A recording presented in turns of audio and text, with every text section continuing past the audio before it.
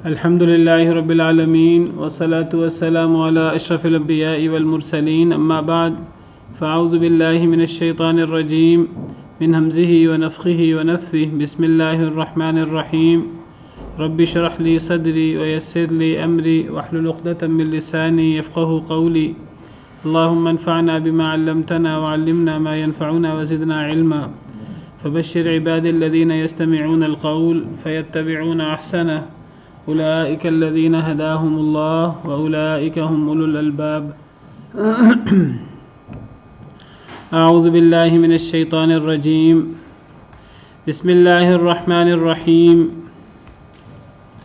فإن كذبوك فقد كذب رسل من قبلك پس اگر انہوں نے جھٹلایا آپ کو پس تحقیق کذبا جھٹلائے گئے رسول من قبلک رسول من قبلک آپ سے پہلے جاءو وہ لائے تھے بالبیناتی روشن نشانیاں والزبری اور صحیفے والکتاب المنیر اور روشن کتاب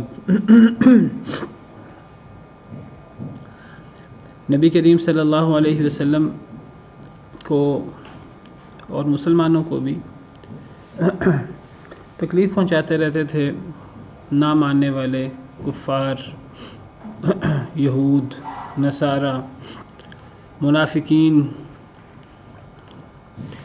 جھٹلاتے رہتے تھے. جھٹلانے سے تکلیف پہنچتی تھی نبی کریم صلی اللہ علیہ وسلم کو، جس طرح پچھلی آیت کریمہ میں ہم نے پڑھا.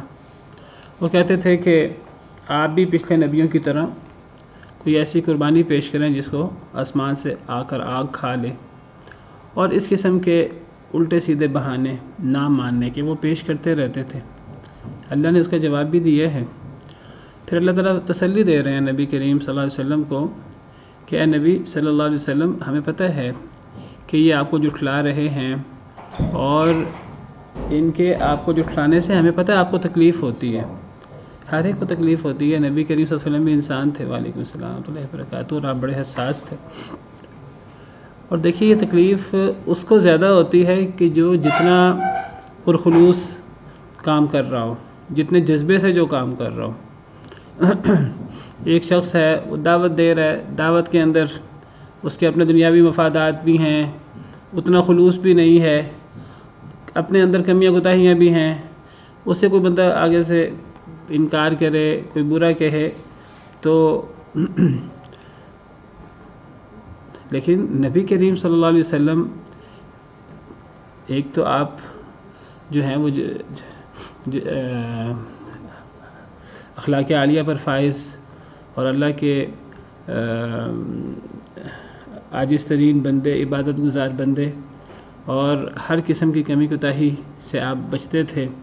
اور پھر آپ کتنے خلوص کے ساتھ، کتنے جذبے کے ساتھ، کتنی محنت کے ساتھ، کتنی قربانی دے کے آپ دعوت دیتے تھے، اور کتنی خیر خواہی کے ساتھ آپ ان کو دعوت دیتے تھے.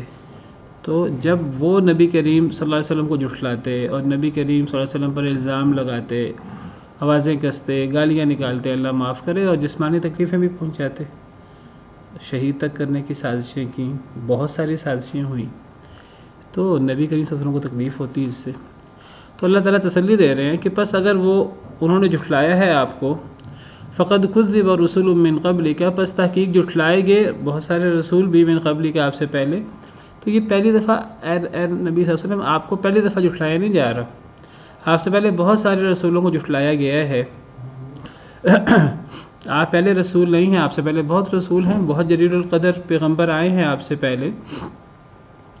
انہوں نے بھی بڑی محنت کر کے، بڑی جذبے کے ساتھ انہوں نے دعوت دی، لیکن ان کے ساتھ بھی ایسا ہی ہوا. تو اس معاملے میں آپ اکیلے نہیں ہیں، یہ معاملہ بہت سارے رسولوں کے ساتھ بھی ہوا ہے، تو آپ کے ساتھ بھی ہو رہا ہے. جاؤ وہ رسول جو آپ سے پہلے رسول تھے، وہ بھی لائے تھے بالبیناتی روشن نشانیاں، والزبری اور صحیفے، والکتاب المبین روشن کتاب.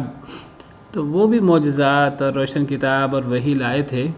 تو ان کی امتوں نے انہیں بھی جھٹلایا، انہیں بھی تکلیفیں دیں، ان کو بھی برا بلا کہا، جسمانی تکلیفیں بھی دیں، شہید کرنے کی سازشیں بھی کی، اور کئیوں کو شہید کر بھی دیا. تو یہ آپ کے ساتھ جو ہو رہا ہے یہ کوئی اکیلا یا نوکھا آپ کے ساتھ نہیں ہو رہا ہے، پہلے بھی ہوتا رہا ہے. یہ ایک تسلی کا انداز ہے. اصل میں انسان جو ہے وہ کمزور ہے، تو کوئی چیز انسان کے ساتھ اکیلے ہو رہی ہو تو انسان کو زیادہ مشکل لگتی ہے. ایک تسلی یہ بھی ہے، تسلی کا انداز یہ بھی ہے کہ بھئی اور لوگوں کے ساتھ بھی یہ ہوتا ہے. تو نبی صلی اللہ علیہ وسلم کو یہاں تسلی دی جا رہی ہے کہ جس طرح آپ رسول ہیں اور آپ کے ساتھ آپ کی تکذیب ہو رہی ہے، پچھلے رسولوں کے ساتھ بھی یہ ہوتا رہا ہے. تو اس معاملے میں آپ اکیلے نہیں ہیں، انہوں نے بھی صبر کیا، آپ بھی صبر کریں. تو اس سے بندے کو ڈھارس ملتی ہے، حوصلہ ملتا ہے.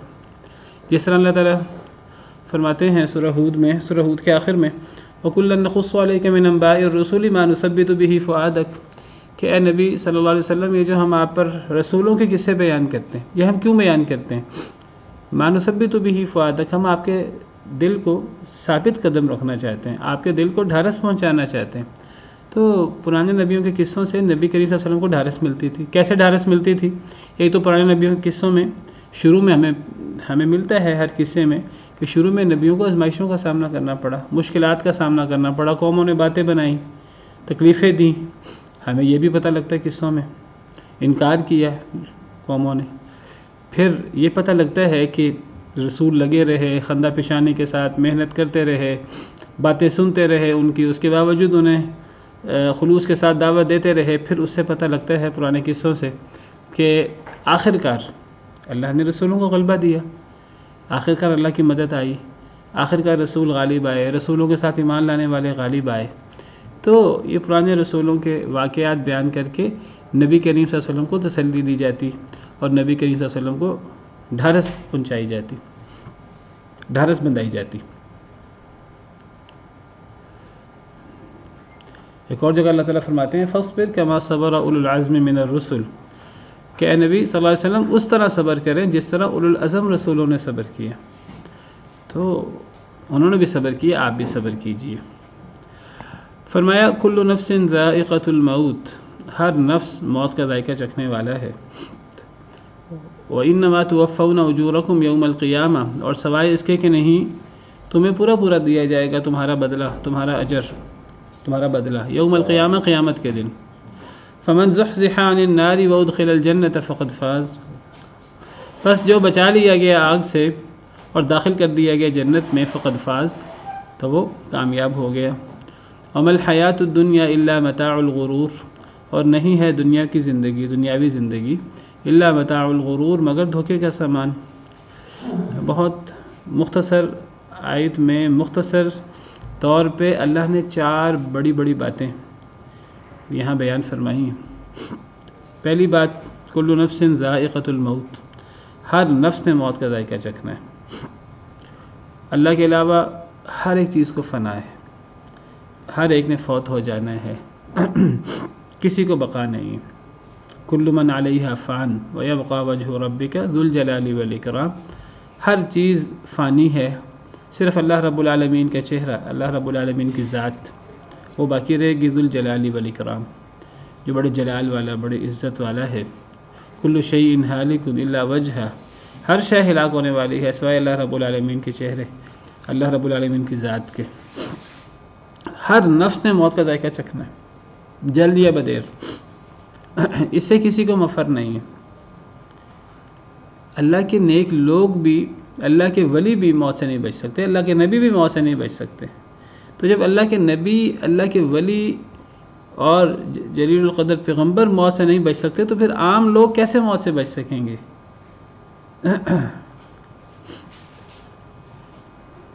فرمایا فَإِن مِتَّ فَهُمُ الْخَالِدُونَ، اے نبی صلی اللہ علیہ وسلم جب آپ نے مرنا ہے تو یہ کیسے زندہ رہ سکتے ہیں؟ جب آپ جو اللہ کے نزدیک سب سے افضل ہیں، تمام انسانیت، تمام انسانوں میں تمام نبیوں کے بھی سردار ہیں، جب آپ کو موت آنی ہے تو یہ کیسے بچ سکتے ہیں؟ تو یہ تو ہر ایک کو پتہ ہے، ہر ایک کو موت آنی ہے. بتایا کہ ہر ایک کو موت آنی ہے، صرف برے لوگوں کو نہیں آنی، اچھے لوگوں کو، عام لوگوں کو نہیں آنی، اللہ کے اولیاء کو بھی آنی ہے، اللہ کے نبیوں کو بھی آنی ہے، ہر ایک کو آنی ہے.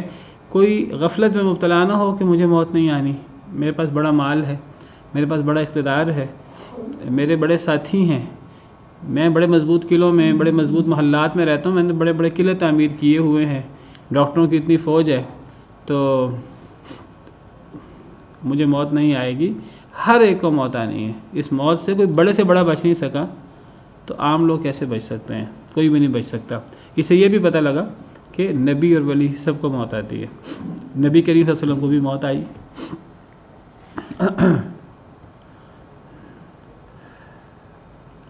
تو ہر انسان کو جب موت آنی ہے تو پھر موت کے بعد کیا ہے کہ دنیا تو عارضی زندگی ہے، پھر موت کے بعد جو ہے وہ اصل زندگی ہے، اس اصل زندگی کے لیے تیاری کرنی چاہیے۔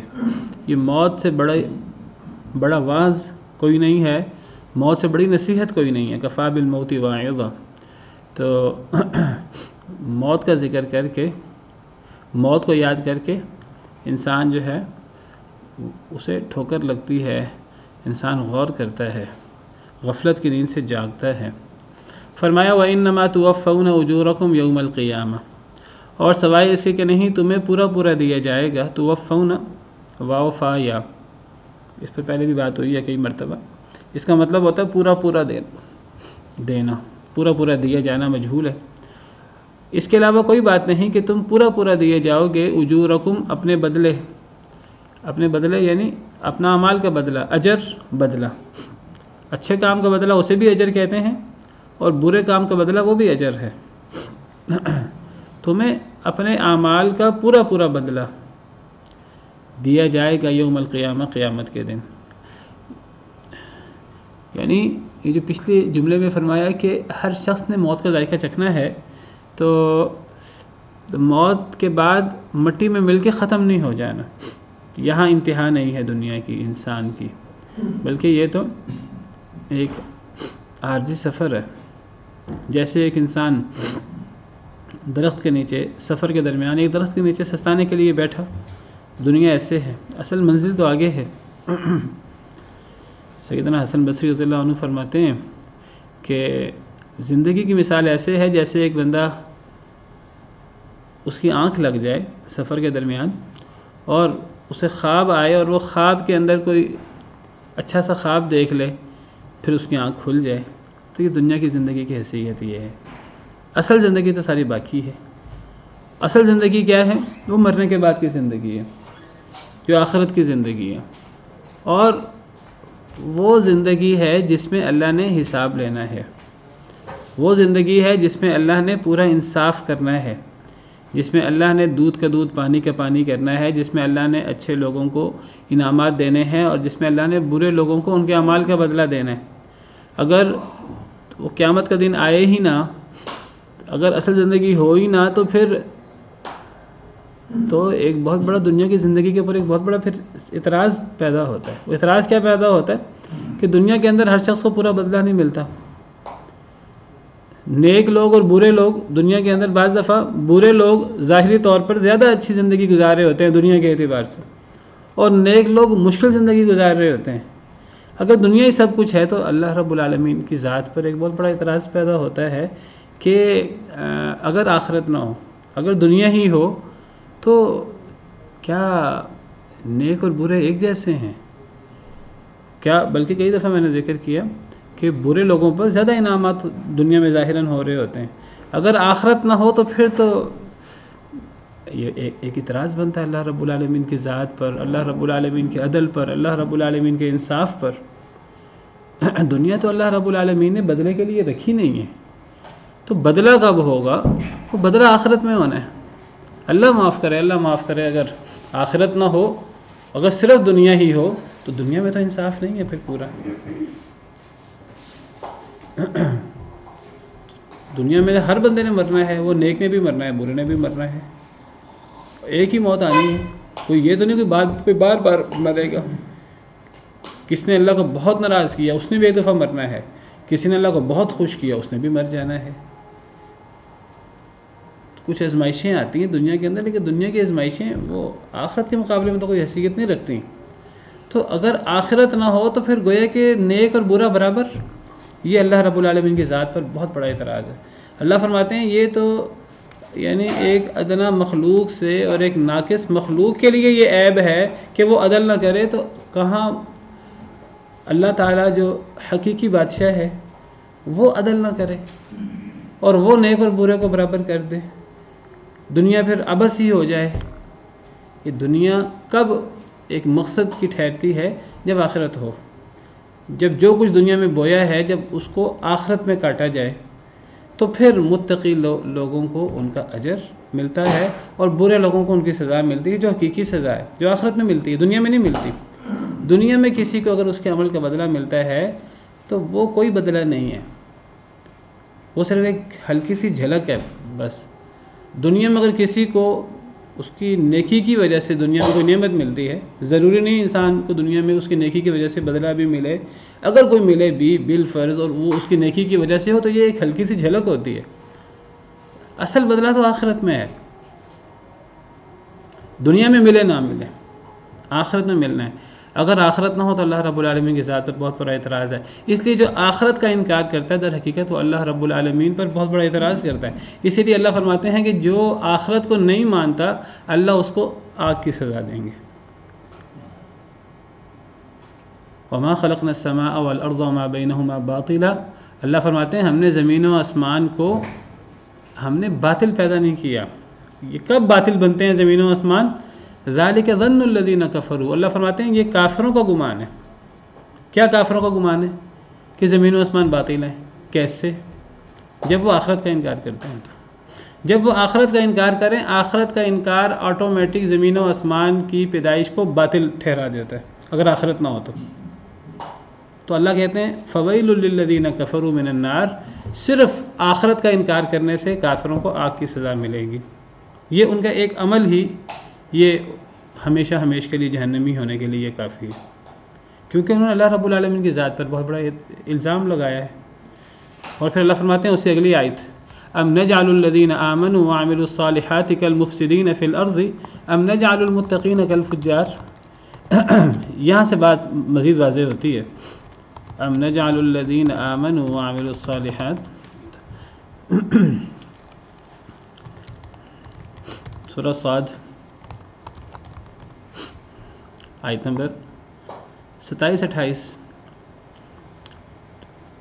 ہم نے زمین و آسمان جو ان کے درمیان ہے اس کو باطل نہیں بنایا۔ باطل کب زمین و آسمان ٹھہرتے ہیں؟ جب آخرت کا انکار کر دیا جائے۔ اور اللہ فرماتے ہیں یہ کافروں کا گمان ہے اور اس گمان پر آگ کی سزا ہے۔ اس گمان کا مطلب کیا بنتا ہے؟ اگلی آیت میں اللہ نے مطلب واضح کیا، اس کا مطلب یہ بنتا ہے، ہم بعض دفعہ میں نے کل بھی ذکر کیا تھا کہ منہ سے ایک کلمہ نکال دیتے ہیں، ہمیں پتہ نہیں ہوتا اس کلمے کی زد کہاں کہاں جا رہی ہے۔ اس کا مطلب یہ ہے کہ بندہ آخرت کا انکار کرتا ہے تو اس کا مطلب ہے کہ ایمان والے، نیک عمل کرنے والے اور زمین میں فساد کرنے والے برابر ہیں۔ ام نجعل المتقین کالفجار، متقی اور فاجر برابر ہیں، یہ اس کا مطلب بنتا ہے، کیونکہ دنیا میں تو کوئی بہت بڑا فرق نہیں ہے ایمان والوں کا اور فساد کرنے والوں کا، دنیاوی اعتبار سے کوئی بہت زیادہ فرق نہیں ہے۔ متقی لوگوں کو اور فاسق و فاجر لوگوں کو کوئی بہت بڑا فرق نہیں ہے دنیاوی اعتبار سے۔ یہ فرق تو اللہ رب العالمین نے آخرت میں کرنا ہے۔ آخرت میں متقی لوگوں کو اللہ نے جو انعام دینا ہے ہم تصور نہیں کر سکتے، اور اللہ نے آخرت میں اپنے انکار کرنے والوں کو، فاسق و فاجر لوگوں کو جو سزائیں دینی ہیں ہم تصور نہیں کر سکتے، وہاں فرق واضح ہوگا۔ اگر آخرت کا انکار کر دیا جائے تو دنیا میں تو اللہ نے انصاف کیا ہی نہیں ہے، دنیا میں تو اللہ نے بدلہ دیا ہی نہیں ہے۔ کوئی بندہ اعتراض کرے دنیا میں کیوں نہیں دیا، اس کا جواب ہے اللہ نے یہ کہا ہی نہیں میں نے دنیا میں بدلہ دینا ہے، دنیا بدلے کے لیے ہے ہی نہیں، بدلے کے لیے تو آخرت ہے۔ تو آخرت کا انکار کرنا در حقیقت یہ اللہ رب العالمین پر بہت بڑا الزام لگانا ہے۔ اسی لیے دوسری آیت میں اللہ تعالیٰ فرماتے ہیں کہ جو سمجھتے ہیں کہ دنیا عبث ہے تو یہ بھی اللہ رب العالمین کی ذات پر اعتراض ہے۔ افحسبتم انما خلقناکم عبثا، سورہ مومنون آیت نمبر 115-116، اللہ فرماتے ہیں کیا تم گمان کرتے ہو کہ ہم نے تمہیں عبث پیدا کیا ہے؟ عبث کا کیا مطلب ہے؟ کہ ایک انسان کو کوئی مقصد نہیں ہے، کوئی آخرت نہیں ہے، انسان نے کوئی دنیا میں نیک عمل نہیں کرنا، کوئی اللہ کے لیے کوئی انسان نے اللہ کی عبادت نہیں کرنی، اللہ کو راضی کرنے کی کوشش نہیں کرنی، انسان پابند نہیں کسی چیز کا۔ اگر ایسی بات ہو تو گویا کہ اللہ نے انسان کو عبث پیدا کیا ہے۔ کیا تم گمان کرتے ہو کہ ہم نے تمہیں عبث پیدا کیا اور تم ہماری طرف لوٹ کر نہیں آؤ گے، یعنی آخرت نہیں ہے؟ اللہ اس کا جواب کیا دیتے ہیں؟ اللہ فرماتے ہیں فتعال اللہ الملک الحق، وہ اللہ جو حقیقی بادشاہ ہے وہ بہت بلند ہے۔ یہ جب بھی اللہ تعالیٰ سبحان یا تعال کا لفظ بولتے ہیں نا، اللہ پر جو الزام لگتے ہیں، اللہ معاف کرے اللہ معاف کرے، جو اللہ کو برا بلا کہا جاتا ہے، جو اللہ کی توہین ہوتی ہے، اللہ اس کے جواب میں سبحانہ و تعالی اور یہ الفاظ بولتے ہیں۔ گویا کہ پچھلی آیت میں اللہ رب العالمین پر بہت بڑا الزام لگایا گیا۔ وہ الزام کیا ہے؟ اگر آخرت نہ مانی جائے تو کس بات کا الزام ہے اللہ پر؟ بے انصافی کا، کیونکہ دنیا میں تو اللہ نے دنیا انصاف کے لیے نہیں بنائی، دنیا تو عمل کے لیے اللہ نے بنائی، یہ تو دارالعمل ہے، دارالامتحان ہے۔ یہ نقطہ ہمیں سمجھنے کی بہت زیادہ ضرورت ہے۔ یہ دہریوں کا سب سے بڑا جواب ہی ہے۔ دہریے جو سب سے بڑا اعتراض کرتے ہیں، وہ اعتراض کرتے ہیں کہ اگر اس دنیا میں اللہ ہوتا، اس دنیا کا کوئی رب ہوتا، دنیا میں اتنا ظلم ہو رہا ہے، دنیا کے اندر لوگ دیکھو مارے مارے پھر رہے ہیں، کتنا ظلم ہے، کتنی زیادتی ہے، اگر اللہ اتنا ہی رحم کرنے والا ہے، ماؤں سے بھی زیادہ، تو یہ دنیا میں ظلم کیوں ہوتا ہے؟ یہ بے زبانوں پر ظلم کیوں ہوتا ہے؟ یہ کمزوروں پر ظلم کیوں ہوتا ہے؟ یہ طاقتور ایسا کیوں کرتے ہیں؟ اس کا جواب کیا ہے؟ اس کا آسان جواب ہے کہ دنیا دارالعمل ہے، اللہ نے اس دنیا میں ڈھیل دی ہوئی ہے۔ متاع قلیل ثم مأواہم جہنم، تھوڑا فائدہ ہے، اربوں خربوں کا فائدہ ہو دنیا میں، کسی کو 100 سال 150 سال 200 سال کی عمر بھی مل جائے اور وہ اپنی عمر جو ہے طغیانی اور سرکشی میں گزار دے، تھوڑا فائدہ ہے آخرت کے مقابلے میں۔ ثم مأواہم جہنم، پھر ان کا ٹھکانہ جہنم ہے، وہ تو آخرت میں ہے، اور اصل بدلہ تو آخرت میں ملنا ہے۔ اور اللہ سے بڑھ کر کون بدلہ دینے والا ہے؟ اللہ سے بڑھ کر کون انصاف کرنے والا ہے؟ لیکن اللہ نے آخرت میں انصاف کرنا ہے، جو حتمی انصاف ہے۔ کبھی دنیا میں بھی ہمیں اس کی جھلک نظر آ جاتی ہے، یہ نہ سمجھے دنیا دارالجزا ہے۔ جب دارالجزا کو ختم کر دیں، اس کا انکار کر دیں، اللہ پر الزام آتا ہے۔ اللہ پھر اپنی صفائی کہتے ہیں، اللہ کہتے ہیں کہ ایک عام مخلوق کے لیے بے انصاف ہونا ایک بہت بڑا عیب ہے، تو ایک ملک حقیقی، ایک اللہ جو الملک الحق ہے، تو وہ بے انصاف ٹھہرے گا، اللہ معاف کرے۔ اللہ فرماتے ہیں اللہ بہت بلند ہے اس الزام سے، یہ اللہ کا بہت بڑا الزام ہے۔ لا الہ الا هو رب العرش الکریم، وہ تو اس کے علاوہ کوئی معبود برحق نہیں ہے، وہ تو عرش کریم کا رب ہے۔ تو یہاں اللہ نے یہ دوسرے جملے میں یہ حقیقت واضح کی ہے۔ پہلا دوسرا جملہ، پہلے میں موت اور پھر موت کے بعد کی زندگی، اور اس زندگی میں ہونا کیا ہے؟ اس میں اجر ملنا ہے، بدلہ ملنا ہے پورا پورا۔ ذرہ برابر نیکی ہو اس کا بدلہ ملے گا، ذرہ برابر گناہ ہوگا اس کا بدلہ ملے گا۔ اور جب تک یہ ایمان کسی کے دل میں پیدا نہیں ہوتا، اس وقت تک اصلاح نہیں ہو سکتی۔ اگر یہ آخرت پر ایمان نہیں ہے، موت کے بارے میں انسان کے دل میں نہ ہو، تو ایک انسان کی اصلاح نہیں ہو سکتی۔ پھر اگر آپ نے کسی کو جرم سے بچانا ہے، پھر آپ کو ہر وقت کیمرے لگانے پڑیں گے، پھر آپ کو ہر جگہ پولیس والے کھڑے کرنے پڑیں گے۔ اتنے نہ پولیس والے ہوتے ہیں، نہ اتنے انتظامات حکومت کر سکتی ہے۔ پھر جب بھی وہ انتظام کمزور پڑتا ہے تو پھر ڈاکے ہوتے ہیں، پھر جرم ہوتے ہیں۔ تو یہ جرم جو ہے اس پر کنٹرول صرف دنیاوی اسباب سے نہیں ہوتا۔ جتنی مرضی محنت کر لی جائے، کبھی بھی جتنے کسی ملک کے اندر آبادی ہے اتنے پولیس والے نہیں ہوتے۔ پھر پولیس والوں کے اندر اگر کرپٹ لوگ آ جائیں، اگر یہ جو جنہوں نے قانون نافذ کرنا، اگر یہیں کرپٹ لوگ آ جائیں اور ان میں کرپٹ لوگ آ جاتے ہیں، تو پھر کیسے؟ تو یہ دنیا کا جو نظام چلتا ہے، وہ اگر جرم سے بچانے لوگوں کو صرف ظاہری اسباب سے اور ظاہری ہتھ کنڈوں سے اور کیمروں سے اور پولیس سے اور یہ سب، اس سے دنیا کا نظام چلایا نہیں جا سکتا۔ دنیا کا نظام چلانا ہو، اصلاح کسی معاشرے میں کرنی ہو، تو اس کے لیے جواب دہی کا احساس، اللہ کا ڈر، آخرت، یہ پیدا ہونا بہت ضروری ہے۔ اور جب یہ ختم ہو جائے تو پھر دنیا کے اندر پھر فوضا ہوتا ہے، اور پھر ہر قسم کا ظلم ہوتی ہے، ہر قسم کی زیادتی ہوتی ہے، چاہے کوئی یہ کافر کرے چاہے کوئی مسلمان کرے۔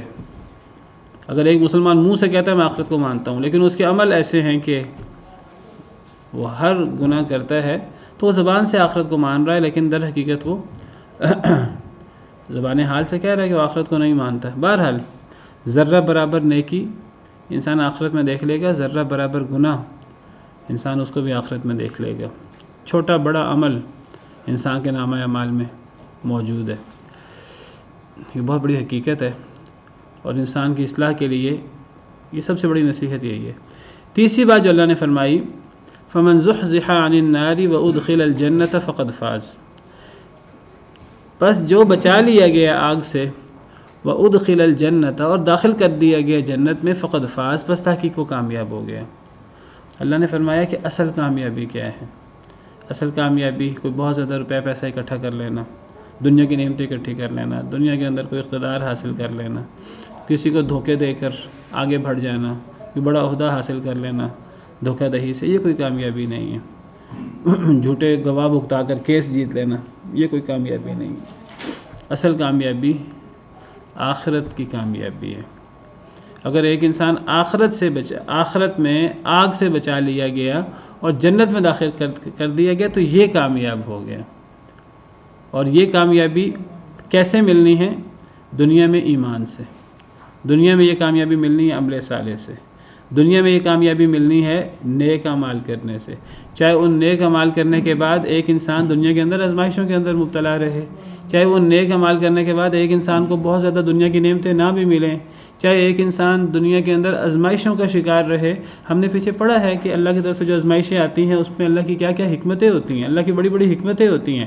جنگ احد میں مسلمانوں کو آزمائشیں آئیں، یہ آزمائشیں یہ اس سے انسان کی آخرت نہیں بگڑتی۔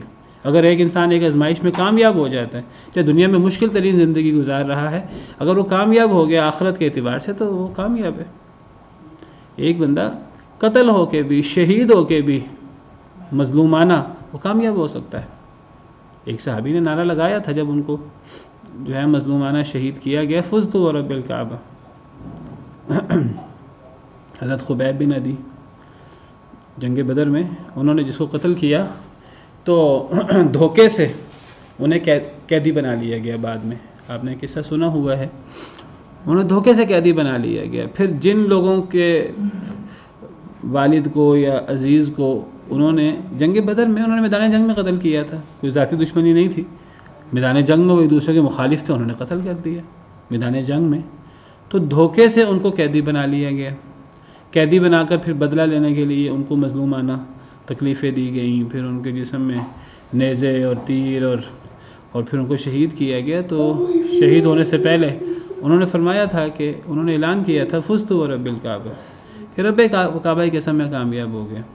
تو اگر ذہن میں آخرت ہو اور یہ ہو کہ انسان آگ سے بچ جائے اور انسان جنت میں داخل ہو جائے، تو دنیا میں انسان اگر مشکلات والی زندگی گزارے، اس پہ ظلم و ستم کی انتہا بھی کر دی جائے، تو وہ انسان کامیاب ہو سکتا ہے۔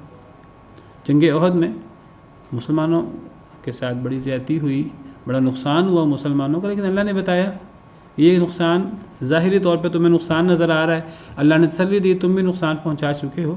اللہ فرماتے ہیں کہ تمہارا نقصان ان کا نقصان برابر نہیں ہے، وہ تو جہنم رسید ہوئے ہیں سارے کے سارے، 70 جہنم رسید ہوئے ہیں، 70 قیدی بن گئے، تمہارے تو سارے کے سارے آخرت میں اللہ نے جنت کا وعدہ کیا ہے، ان کو تو ہم مردہ بھی نہیں کہیں گے، وہ تو اللہ کے ہاں زندہ ہیں، وہ تو اللہ کے ہاں رزق پا رہے ہیں۔ تو تمہارا نقصان ان کا نقصان، تمہارا نقصان اصل میں نقصان ہے ہی نہیں۔ تو مسلمان دنیا کے اندر شدید مشکلات کا شکار ہو، اگر وہ اللہ کو راضی کر رہا ہے، اگر وہ اللہ کے احکامات کے مطابق زندگی گزار رہا ہے، چاہے دنیا میں مشکلات کا شکار ہو، اصل کامیابی تو آخرت کی کامیابی ہے۔ قد افلح المؤمنون، مومن کامیاب ہو گئے۔ کون مومن؟ ان کی پھر صفات ہیں، الذین هم فی صلاتهم خاشعون والذین هم عن اللغو معرضون والذین هم للزکاة فاعلون۔ یہ دنیا کی کامیابی کوئی کامیابی نہیں ہے۔ اگر دیکھیے آج کا بہت بڑا فتنہ مادیت پرستی، روپیہ پیسہ، جاگیردارانہ نظام کے اندر اصل کامیابی ہے روپیہ پیسہ کمانا، ہر جائز ناجائز طریقے سے جو روپیہ پیسہ کما لے وہ کامیاب ہے۔ اس کو نبی صلی اللہ علیہ وسلم نے فرمایا کہ یہ لوگ، ایسے لوگ جن کا دین ایمان روپیہ پیسہ ہے، وہ در حقیقت اللہ کا بندہ نہیں ہے، وہ عبداللہ عبد الرحمن نہیں ہے، وہ کیا ہے؟ عبد الدرہم عبد الدینار عبد الخمیسہ، وہ کپڑے کا غلام ہے، وہ درہم کا غلام ہے، وہ پیسے کا غلام ہے، وہ دنیا کی آسائشوں کا غلام ہے، دنیا کی نعمتوں کا غلام ہے، وہ اللہ کا بندہ تو ہے نہیں۔ اس کے نزدیک اصل کامیابی دنیا کی نعمتیں ہیں، وہ جائز طریقے سے حاصل کرے، ناجائز طریقے سے حاصل کرے، ماں کو بیچ کر اگر اسے پیسے ملے وہ اس کے نزدیک کی کامیابی ماں کو بیچ کر پیسے لے لے. ایسے لوگوں کے نزدیک کوئی شرم و حیا کچھ نہیں ہوتی، اور جب شرم و حیا ختم ہو جائے پھر آپ ہر چیز کا تصور کر سکتے ہیں. اذا لم تستحی فاصنع ما شئت. پھر انسان جو ہے وہ پیسے ناجائز پیسے کمانے کے لیے انسان سود بھی کھا سکتا ہے، اللہ کے رسول سے جنگ بھی کر سکتا ہے مسلمان ہوتے ہوئے. پھر انسان جو ہے وہ اگر شرم و حیا ختم ہو جائے، اللہ کا ڈر ختم ہو جائے، اگر پیسہ چاہیے، دنیا کے اندر کبھی ملاوٹ، کبھی دھوکہ دہی ختم نہیں ہو سکتی. پھر وہ گوشت کے نام پہ لوگوں کو مردہ جانور کا گوشت کھلائے، اس کو کیا پرواہ ہے. اگر وہ مرغی جو ہے وہ اگر 250-300 کا اس کا کلو کا گوشت ملتا ہے، اگر وہ مردہ مرغی خرید لے، وہ اس کو 30-40 روپے 50 روپے میں مل جائے، 20-30 روپے میں مل جائے، وہ 300 روپے میں بیچ دے، اس کو پیسے چاہیے. آپ کیسے روک سکتے ہیں ایسے بندے کو؟ کتنے جو ہیں وہ چیکنگ کے ادارے بنائیں گے، کتنے محکمے انوالو کریں گے، کتنے پولیس والے انوالو کریں گے. یہ چیزیں ختم نہیں ہو سکتی. پھر جو ہے وہ دوائیوں کے نام پر پھر وہ ایٹم بم ہوں گے اندر سے، اور اصل مقصد جو ہے وہ روپے پیسہ کمانا ہوگا. آج سب سے بڑی جو آپ سمجھیے کہ دہشت گردی ہو رہی ہے، یعنی بیماریاں خود پیدا کی جا رہی ہیں روپے پیسہ کمانے کے لیے. پھر ان کی ویکسین تیار ہوتی ہے. روپے پیسہ کمانے کے لیے ملکوں کا آپس میں لڑایا جاتا ہے، لاکھوں لوگ مارے جاتے ہیں آپس میں تاکہ ہمارے اسلحہ بکے، صرف پیسہ کمانے کے لیے. تو یہ سوچ، یہ جو انسانیت کو تباہ کر دیتی ہے، اس سوچ کی اصلاح کیسے ہو سکتی ہے؟ اس مادیت پرستی کی اصلاح کیسے ہو سکتی ہے کہ اصل کامیابی وہ اخروی کامیابی ہے. دنیا کی کامیابی کوئی کامیابی نہیں ہے. دنیا میں فرعون کوئی کامیاب نہیں تھا، حضرت موسیٰ کامیاب تھے. نمرود کامیاب نہیں تھا، حضرت ابراہیم کامیاب تھے.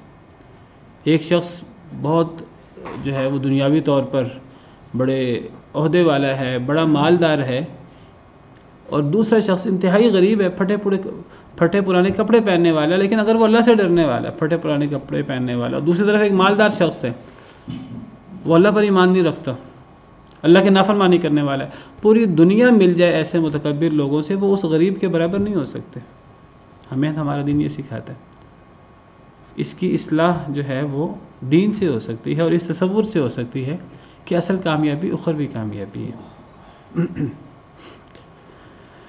آخرت کا تصور ہمارے ذہن میں ہوگا، تب ہی انسان دنیا کے اندر بھی انسان اللہ سے ڈرے گا اور گناہ کرنے سے، زیادتی کرنے سے بچے گا. آخرت کا تصور نہیں ہوگا، اصل کامیابی کیا ہے وہ ہمارے ذہن کے اندر نہیں ہوگا، تو پھر انسان جو ہے وہ روپے پیسے والوں کو ہی وہ کامیاب سمجھتا رہے گا. جیسے اللہ معاف کرے آج کا ایک بڑا فتنہ مادیت پرستی ہے.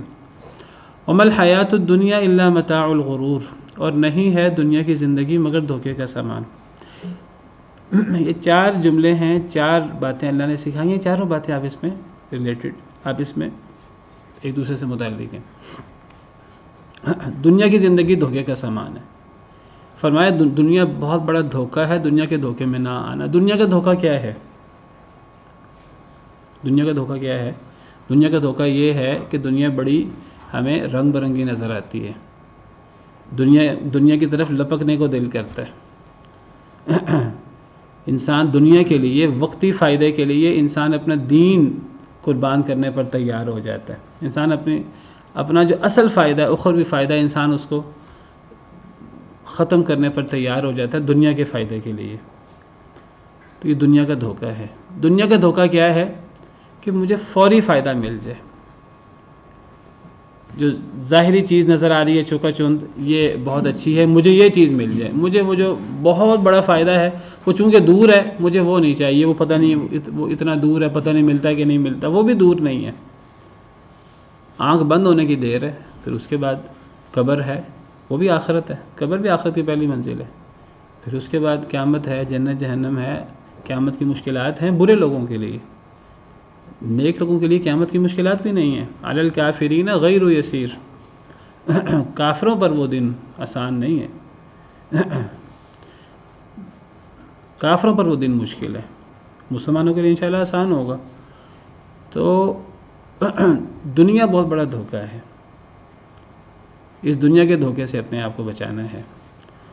فلا تغرنکم الحیات الدنیا ولا یغرنکم باللہ الغرور، تمہیں دنیا کی زندگی دھوکے میں مبتلا نہ کرے اور تمہیں اللہ کے بارے میں سب سے بڑا دھوکے باز دھوکے میں مبتلا نہ کرے شیطان ہمیں وقتی فائدہ دکھاتا ہے دنیا کا، اور دنیا کا سب سے بڑا دھوکہ یہ ہے کہ وہ انسان کہتا ہے جی مجھے فوری کیا چیز ملتی ہے، تو اس سے پتہ لگا کہ اصل چیز یہ نہیں ہے فوری مجھے کیا ملتا ہے، اصل چیز کیا ہے؟ عاقبت، انجام، آخرت۔ والعاقبۃ للمتقین، انجام متقین کے لیے تھوڑا سا صبر، تھوڑا سا حوصلہ، تھوڑا سا کنٹرول۔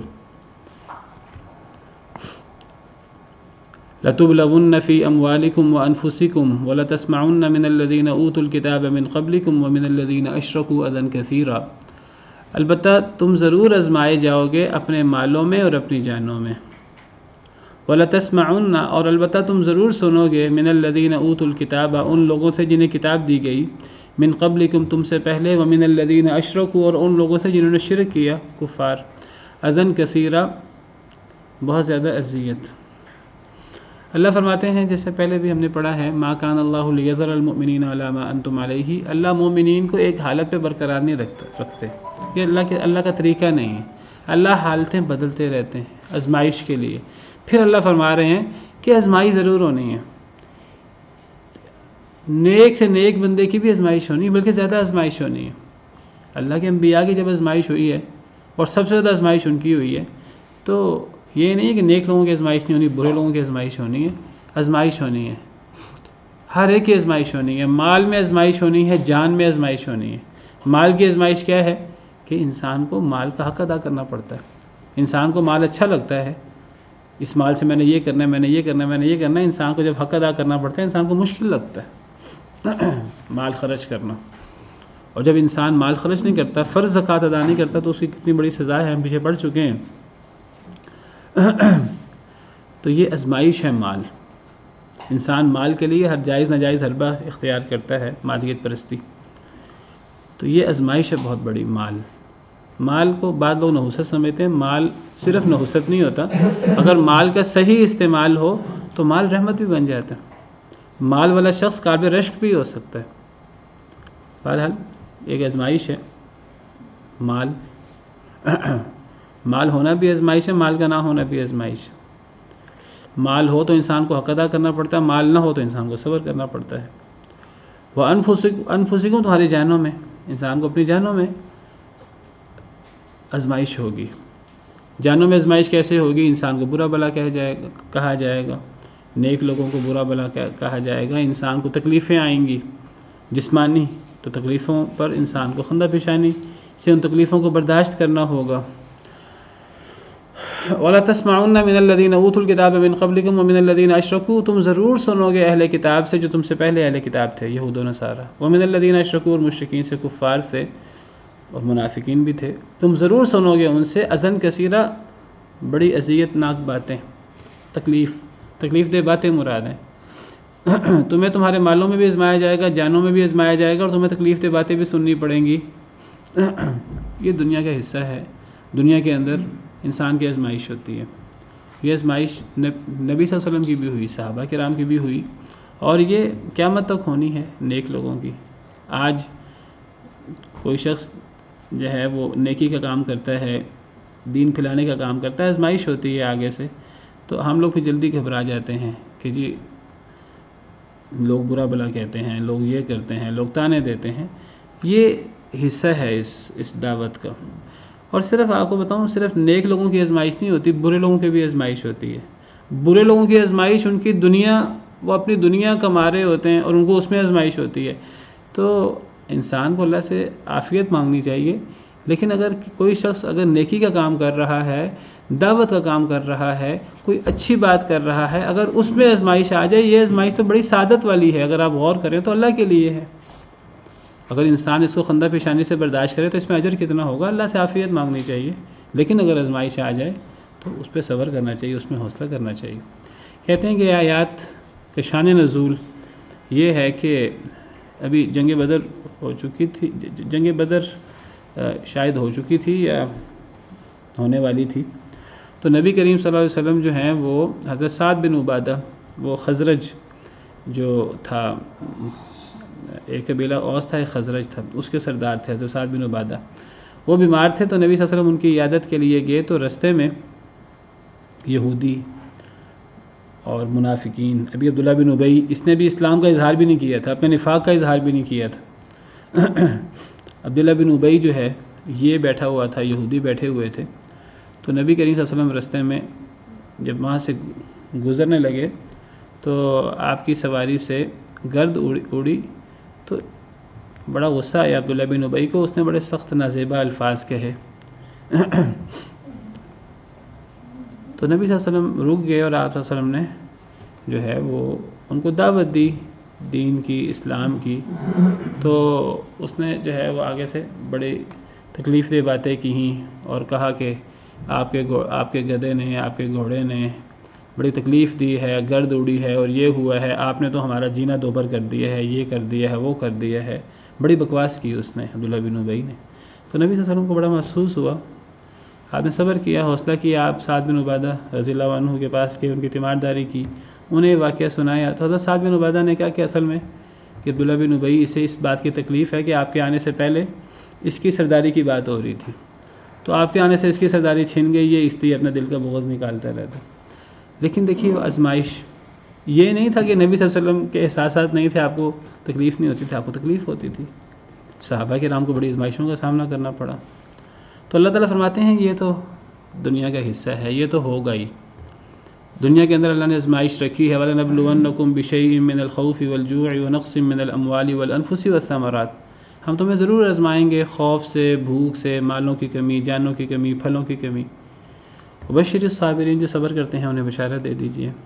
تو یہ تو ہوگا. اور خاص طور پہ جو لوگ نیکی کا علم بلند کرتے ہیں، دعوت کا کام کرتے ہیں، انہیں آزمائشوں کا زیادہ سامنا کرنا پڑتا ہے. یہ بتایا کہ یہ کافر اور یہ اہل کتاب، اگر تم ایمان والے ہو، اگر تم اپنے ایمان پر قائم دائم ہو، یہ صرف تمہیں زبانی باتیں بنا سکتے ہیں، اس سے زیادہ کچھ نہیں کر سکتے. میدان میں کبھی تمہارا مقابلہ نہیں کر سکتے اگر تم صحیح دین پر قائم ہو تو. وَإِن تَصْبِرُوا وَتَتَّقُوا فَإِنَّ ذَلِكَ مِنْ عَزْمِ الْأُمُورِ. اگر تم صبر کرو، اگر تم اللہ کا تقوی اختیار کرو، اللہ سے ڈرو، فَإِنَّ ذَلِكَ مِنْ عَزْمِ الْأُمُورِ، تو یہ بہت عزم والے کاموں میں سے ہے. آپ کو صبر کرنا چاہیے، حوصلہ کرنا چاہیے. تو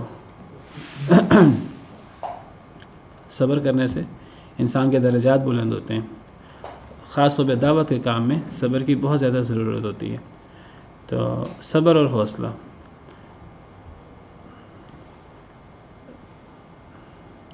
تو بہرحال جو بھی دعوت کا کام کرے گا تو مشکلات کا سامنا ہوگا. تو ایسی مشکلات کو خندہ پیشانی سے برداشت کرنا چاہیے اور صبر اور حوصلے سے کام لینا چاہیے. صبر کرنے سے انسان کے درجات بلند ہوتے ہیں اور انسان آخرت میں پھر اللہ کے ہاں جو ہے وہ اس کا ایک بڑا مقام ہوتا ہے. چلیں اسی پر بحث کرتے ہیں. سبحان ربک رب العزت عما یصفون وسلام علی المرسلین والحمد للہ رب العالمین.